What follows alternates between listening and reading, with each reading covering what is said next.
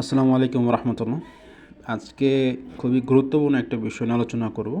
সেটি হচ্ছে বিল্ডিংয়ের গ্রিড লাইন। গ্রিড লাইন এটা এমন একটি জিনিস যে যদি আমার গ্রিড লাইন ঠিক না থাকে তাহলে বিল্ডিংয়ের অনেক সমস্যা হয়। বিশেষ করে যখন আমরা কলাম লেআউট করতে যাই তখন অনেক ধরনের প্রবলেম ফেস করতে হয়। ইভেন গ্রিড লাইন ঠিক না থাকলে আমার অনেক সময় ডায়াগোনাল যদি ঠিক না থাকে আমার রুম তেরাবেঁকা হয়ে যায়, রুমও সমান থাকে না। তো সব কিছু মিলে গ্রিড লাইন এটা খুবই ইম্পর্ট্যান্ট। তো আমাদের এই প্রজেক্টটা অলরেডি গ্রিড লাইন একবার দেওয়া হয়েছে পাইলিংয়ের আগে, কিন্তু আমরা পুনরায় নতুন করে এটা আবার চেক করতেছি আজকে। তো অনেকে অনেকভাবে গ্রিড লাইন দিয়ে থাকে।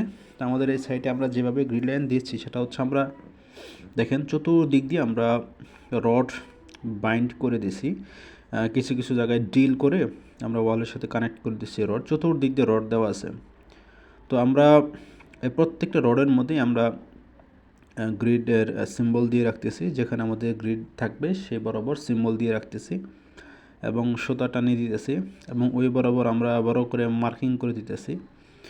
অনেক জায়গায় দেখা যায় যে নর্মালভাবে গ্রিড লাইন দেওয়া হয়, শুধু নাম্বারিং করা হয়, মানে অনেক জায়গায় স্টিল তারকাটা দিয়ে করা হয়। তো এগুলো পরবর্তী অনেক সময় দেখা গেছে যে কাজ করার সময় তারকাটাগুলো অনেক সময় সরে যেতে পারে, পড়ে যেতে পারে বা মার্কিংগুলো নষ্ট হয়ে যেতে পারে।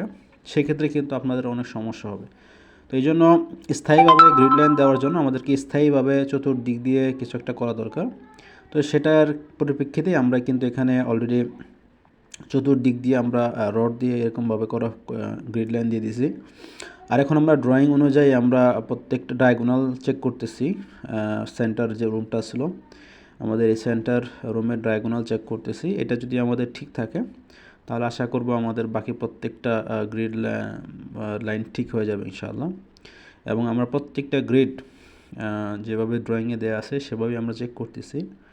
তো এর আগে যে গ্রিড লাইন দেওয়া হয়েছিল আমরা আজকে নতুন করে গ্রিড লাইন চেক করতে যেয়ে দেখলাম যে বেশ কিছু জায়গায় সমস্যা ছিল। তো আমরা সমস্যাগুলো ফাইন্ড আউট করে আমরা নতুন করে গ্রিড লাইনটা সেট আপ করে ফেলছি। গ্রিড লাইন সেট আপ না করলে যে সমস্যা এটা আমি আগেই বলেছি, অনেক ধরনের সমস্যা হবে। এই জন্য ডেফিনেটলি আমাদের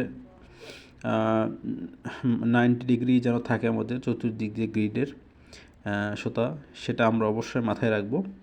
এবং প্রত্যেকটা গ্রিডে যে মেজারমেন্ট দেওয়া আছে ড্রয়িংয়ে, সেই ড্রয়িং অনুযায়ী আমাদেরকে ফিল্ডে চেক করতে হবে যে আমার এটা ঠিক আছে কি না। যদি আপনার খুব ভালোভাবে যদি আপনি গ্রিড লাইন একদম শুরুতে করে নেন, আমরা এখন যেভাবে করে নিচ্ছি রড বাইন্ড করে, যেহেতু আমাদের এখানে বাউন্ডারি ওয়ালটা ফিক্স এটা থাকবে, সো এখানে আমরা মার্কিং করে দিতেছি। সো সেটা যদি আপনি শুরুতে করতে পারেন তাহলে আর পরবর্তীতে ঝামেলাটা হয় না।